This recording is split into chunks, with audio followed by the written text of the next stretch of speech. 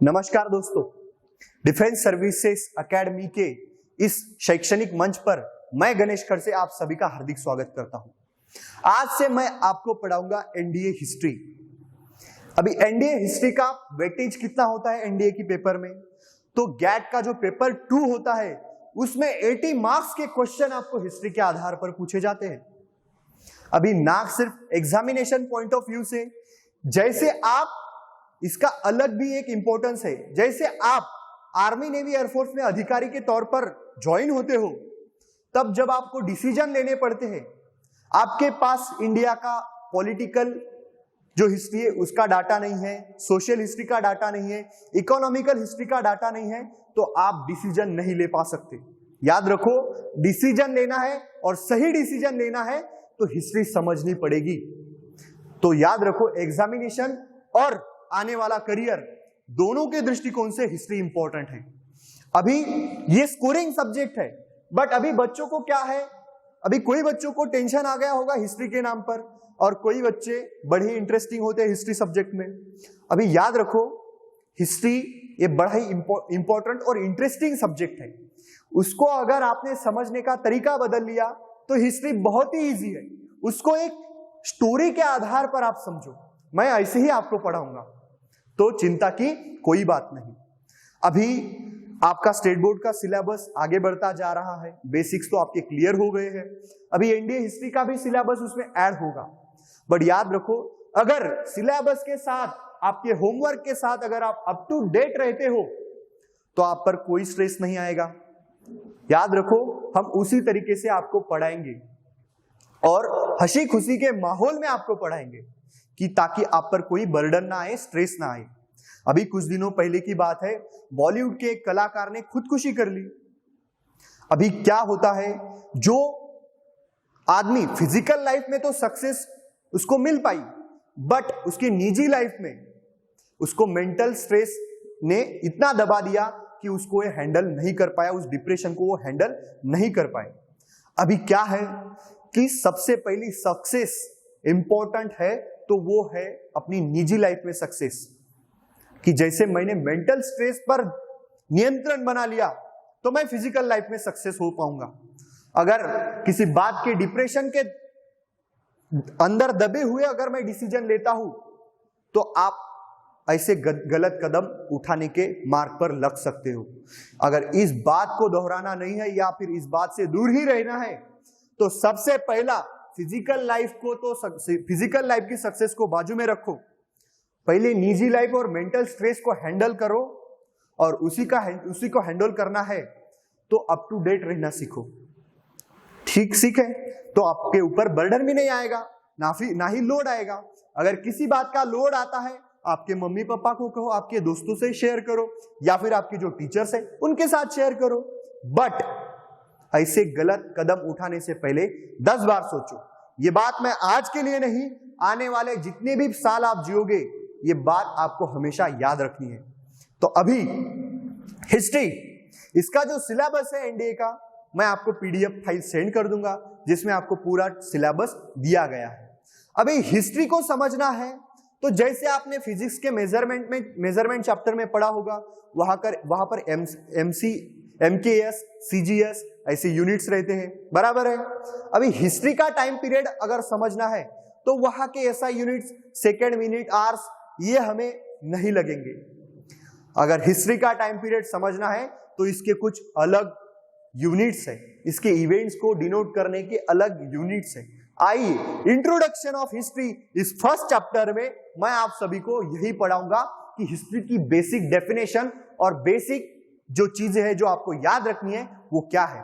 तो आइए, पहला चैप्टर हम पढ़ते हैं, इंट्रोडक्शन ऑफ हिस्ट्री। जैसे सवाल पैदा होता है, how can we understand historic time period. अभी इसको समझे कैसे जा सकता है, ये भी अभी देखते हैं।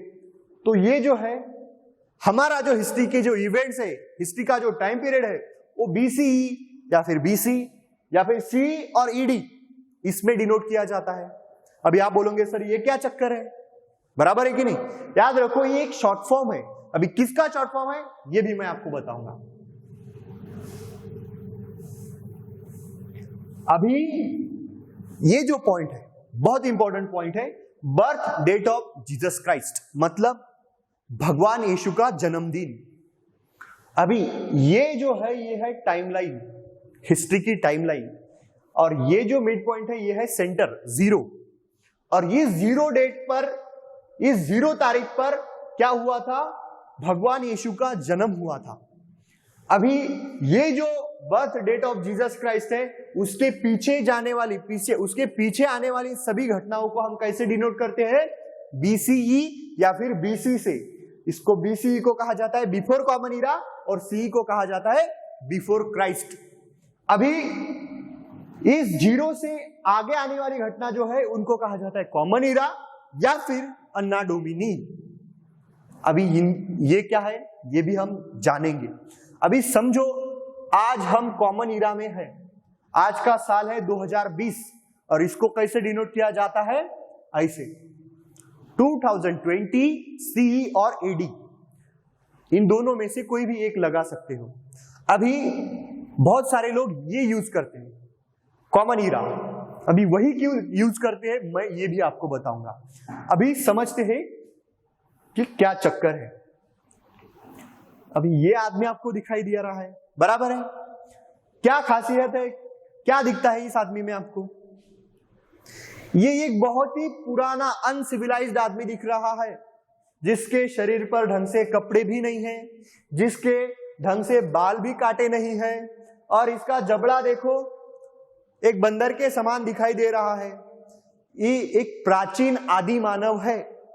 अभी यहां पर इसका चित्र इसलिए दिया गया है कि जैसे birth date of Jesus Christ से हम पीछे पीछे जाते हैं, आदमी ऐसे अनसिविलाइज्ड दिखाई देता है, बट याद रखो before the birth date of Jesus Christ हमें ऐसे भी कुछ सिविलाइजेशन दिखाई देते हैं जो आज से भी मॉडर्न थे, सोच में, फिजिकल लाइफ में नहीं, सोच में वो हमसे भी मॉडर्न थे, उसके बारे में भी हम पढ़ेंगे। बट याद रखो जैसे हम पीछे पीछे जाते हैं आदमी ऐसा इतना प्राचीन आदि मानव जैसा दिखाई देता है। अभी ये जो मानव है इसने भी सही ढंग से कपड़े नहीं पहने हैं, इसका भी आधा शरीर हमें खुला ही दिखता है, इसके भी शरीर पर इतने ऐसे बियर्ड और हेड पर ऐसे बाल दिखाई देते हैं, जिसके इसको अगर कंपेयर किया जाए तो ये भी इतने कुछ अच्छे बाल दिखाई नहीं देते। बट याद रखो ये एक मॉडर्न आदमी है, और ये जो है ये आज की स्टाइल है, ये ऐसी 6 पैक बॉडी, ये हाथ में वॉच, और ये ऐसी शेप वाली बियर्ड, ये आज के मॉडर्न टाइम्स के कुछ सिम्टम्स है। अभी जैसे जैसे आगे आदमी जाएगा इससे भी आगे मॉडर्न होगा, इससे भी बढ़िया मॉडर्न होगा, हो सकता है। और ये जो है ये आदि मानव था। तो अभी आज की डेट में 2020 CE में हमें आदमी कैसा दिखाई देता है, तो ये है ऐसा। अभी आपको समझ में आया होगा। अभी इन BCE के और CE AD के लॉन्ग फॉर्म्स क्या है ये अभी हम जान लेते हैं। BCE before common era, BC मतलब बिफोर क्राइस्ट, CE मतलब कॉमन ईरा, और AD मतलब अन्ना डोमिनी। इस अन्ना डोमिनी का मतलब क्या है, एक लैटिन वर्ड है जो in the year of Lord इसको डिनोट करता है। अभी ये क्या चक्कर है, बराबर है, इसको भी हम समझ लेते हैं।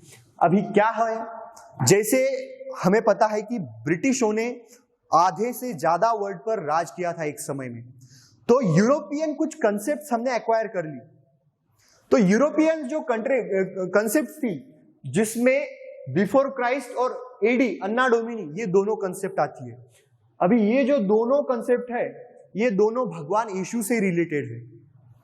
अभी ब्रिटिशों का राज तो खत्म हो गया, अभी हमने क्या सोचा है कि क्यों हम यूरोपियन कंसेप्ट को एक्वायर कर ले, एक्सेप्ट कर ले, बराबर है। तो हमने हमारा खुद का सिस्टम, हमारे खुद के कुछ डेफिनेशंस दिए, तो माना कि आज पूरे दुनिया में 2020 साल शुरू है, अफ्रीका में वही है, अमेरिका में वही है, ऑस्ट्रेलिया में भी वही है, बट उसको हम अलग चीज से जानेंगे, जिसका भगवान यीशु के जन्म के साथ या फिर भगवान यीशु के नाम के साथ कोई संबंध नहीं है। तो हमने नए 2 चीजें इन्वेंट की, बिफोर कॉमन ईरा और कॉमन ईरा। तो ये जो दोनों चीज है आज के टाइम में कॉमनली यही दोनों यूज की जाती है ज्यादातर, याद रखो। तो अभी हम आने वाले जो भी पीरियड्स है उसको बीसीई या फिर सीई में ही डिनोट करेंगे। अभी कुछ इंपॉर्टेंट पॉइंट्स है, जैसे फादर ऑफ हिस्ट्री किसको कहा जाता है? हीरोडोटस। अभी एथेंस और स्पार्टा ये एंशिएंट पीरियड में युद्ध हुए थे, यूरोप में ये 2 युद्ध हुए थे। उसके रिकॉर्ड्स रखने वाला पहला आदमी था हीरोडोटस, जिसने इतिहास का महत्व जाना था। अभी साइंटिफिक वे से अगर हिस्ट्री को किसी ने जाना है तो वो है थ्यूसिडिडिस, इसको फादर ऑफ साइंटिफिक हिस्ट्री के नाम से जाना जाता है। ये दोनों बहुत ही इंपॉर्टेंट है। हालांकि ये father of modern history Bishop William Stubbs, इसके बारे में आपको क्वेश्चन नहीं पूछे जा सकते, बट ये जो 2 नाम है आपको एमपीएससी और यूपीएससी पॉइंट ऑफ व्यू से भी इंपॉर्टेंट है। अभी नेक्स्ट स्लाइड में हम पढ़ेंगे कुछ इंपॉर्टेंट डेफिनेशन और टाइम पीरियड्स। अभी यहां पर देखो हिस्ट्री के कुछ बेसिक टाइम पीरियड्स दिए हैं, जैसे pre history, proto history and history. ये हिस्ट्री के टाइम पीरियड है, इसकी कुछ पर्टिकुलर डेफिनेशंस है जिसको हम समझेंगे। अभी हिस्ट्री की कुछ बेसिक डेफिनेशंस हम समझ लेते हैं कि प्री हिस्टोरिक पीरियड किसको कहा जाता है, प्रोटो हिस्टोरिक और हिस्टोरिक पीरियड किसको कहा जाता है। तो सम इंपॉर्टेंट डेफिनेशंस में पहला आता है प्री हिस्टोरिक टाइम पीरियड। अब इसकी डेफिनेशन है, it is the historic period which having a vast period of time before return records और एनी ह्यूमन डॉक्यूमेंटेशन। अभी इसमें कौन से टूल्स और जो चीजें लोगों ने यूज की थी उसी के आधार पर इस पीरियड को हम समझते हैं। It includes the Neolithic revolution. अभी न्यूलिथिक रिवॉल्यूशन क्या है वो भी हम जानेंगे, stone age, ice age and many more. Neolithic revolution एक ऐसा रिवॉल्यूशन था जिस रिवॉल्यूशन में आदमी ने एक स्टेबल जगह पर रहकर खेती करना शुरुआत किया था। यह रिवॉल्यूशन था न्यूलिथिक रिवॉल्यूशन, जिसमें उसको व्हील का भी इसने इन्वेंट किया था और फायर का अच्छे से यूज कैसे किया जा सकता है यह भी उसने समझ लिया था। अभी ये प्री हिस्टोरिक टाइम पीरियड जो है इसको हम आर्कियोलॉजिकल सोर्सेस के आधार पर समझते हैं। अभी आर्कियोलॉजिकल सोर्सेस कौन से हैं वो भी हम जान लेते हैं। ये जो टूल्स है वो उस समय में आदमी ने यूज किए हैं, ये स्टोन टूल्स हैं और इन्हीं के आधार पर इस पीरियड को हम समझते हैं। अभी नेक्स्ट स्लाइड में हम पढ़ेंगे प्रोटो हिस्टोरिक टाइम पीरियड किसको कहा जाता है। इसकी डेफिनेशन है, it is the period of history which we can understand only on the basis of archaeological sources and it is the period of history in which peoples have the knowledge of script but today we can not decipher और the decode that script. इस period में Indian history के 2 period आते हैं, जैसे Harappa period आता है, Harappan civilisation, और वैदिक काल का पीरियड आता है। अभी इसमें क्या होता है कि उस समय के लोगों को लैंग्वेज और स्क्रिप्ट का नॉलेज तो था, वो लिख सकते थे, बट उस स्क्रिप्ट को हम आज तक डिसाइफर नहीं कर पाए, डिकोड नहीं कर पाए। 50 बार हड़प्पन सिविलाइजेशन की स्क्रिप्ट को डिकोड करने का प्रयास किया एक काउंसिल द्वारा, बट वो काम नहीं हो पाया। अभी वो सोर्सेस कैसे रहते ये भी मैं आपको बताता हूं। ये हड़प्पन क्ले टैबलेट्स है। अभी यहां पर आपको एक प्राणी, एक शिंगा का चित्र भी दिखाई देता होगा, उसके ऊपर कुछ तो लिखा है, ये कुछ तो भी नाम है। ये जो है ये टैबलेट्स है, यहां पर भी कुछ तो नाम लिखे हैं। ये जो चित्र दिखाई है ये चित्र लिपि के द्वारा हड़प्पन सिविलाइजेशन के लोगों ने अपनी स्क्रिप्ट डेवलप की थी, बट आज इसको हम नहीं समझ पाते कि इसका मतलब क्या है। याद आया ये क्या है, हमें आज नहीं समझ पा रहे, बट उन लोगों को स्क्रिप्ट का नॉलेज था। तो ऐसा जो पीरियड है जिसको हम प्रोटो हिस्टोरिक टाइम पीरियड के नाम से जानते हैं। अभी तीसरा जो इंपॉर्टेंट डेफिनेशन है वो है हिस्टोरिक टाइम पीरियड। अभी इसको हम समझते हैं क्योंकि यही हमारे सबसे ज्यादा काम आने वाला पीरियड है। अभी इसमें क्या है, इसकी definition, it is the period of history having some distinctive features which we can understand on the basis of archaeological, numismatic, literary sources, audio visual sources, picture के द्वारा जिस हम टाइम पीरियड को समझ सकते हैं उस पीरियड को हिस्टोरिक पीरियड कहा जाता है। इतने सारे सोर्सेस के आधार पर हिस्ट्री के जो पीरियड्स हम समझते हैं वो हिस्टोरिक टाइम पीरियड में इंक्लूड होते हैं। अभी ये सोर्सेस कैसे रहते हैं इसकी भी हम जरा देख लेते हैं, इसको भी जरा देख लेते हैं। अभी एक मुगल लेटर है, यहां पर आपको पारसी में कुछ तो भी लिखा दिया होगा, आपको दिखाई देता है। पारसी लैंग्वेज में है, पर्शियन लैंग्वेज में कुछ तो दिखाई देता है। ये जो है ये पिलर पर, एक मेटल के पिलर पर स्क्रिप्ट इंस्क्रिप्शन लिखे गए हैं और ये जो है एक मुगल एम्परर की फोटो है। अभी ये जो है ये रिटन फॉर्मेट में है, ये जो है ये रिटन फॉर्मेट में है। यहां पर हमें चित्र भी दिखाई देता है, पिक्चर भी दिखाई देता है, मतलब ये विजुअल है, हमें ये भी हमें विजुअल है। ये एक इंस्क्रिप्शन है, एक लिटरेरी रिकॉर्ड है, लिटरेरी सोर्स है। अभी ये जो चीजें हैं इसको देख के हम समझ पाते हैं ना कि वहां उस समय में क्या होता था, कैसे लोग कपड़े पहनते थे, राजा कहाँ बैठता था, साधारण लोग क्या कहाँ बैठते थे, लोग क्या खाते थे, ये भी हमें पता चल रहा है। तो ये हिस्ट्री के रिकॉर्ड्स ही तो हुए, ये हिस्ट्री के सोर्स ही तो हुए जिसके आधार पर हम इतिहास को आज समझ पाते हैं, बराबर है कि नहीं। तो ऐसे सोर्सेस के आधार पर जिस पीरियड को समझते हैं वो है हिस्टोरिक टाइम पीरियड। अभी नेक्स्ट हम देखते हैं कि यहां पर हमारा जो पहला चैप्टर है इंट्रोडक्शन ऑफ हिस्ट्री खत्म होता है। तो इसमें हमने क्या पढ़ा, बिफोर कॉमन ईरा, अन्ना डोमिनी, ये चीजें क्या थी, इसके लॉन्ग फॉर्म क्या थे। उसके बाद हिस्ट्री के बेसिक टाइम पीरियड हमने 3 पढ़े, उसकी डेफिनेशंस हमने पढ़ी और हमने इतिहास का पिता किसको कहा जाता है, अभी इतिहास के जो साइंटिफिक फादर है उनको किसको कहा जाता है, अभी क्या है, इसके अलावा भी इतिहास का एक आपके करियर में क्या महत्व है ये भी मैंने आपको बताया। तो अभी दोस्तों इस आज का जो चैप्टर है इसके आधार पर ज्यादा तो क्वेश्चन नहीं पूछे जा सकते, बट इतिहास समझना है तो ये चैप्टर बहुत ही इंपॉर्टेंट है। इतिहास समझने की पहली स्टेप है ये चैप्टर, तो आपको ये लेक्चर पूरा का पूरा देखना पड़ेगा।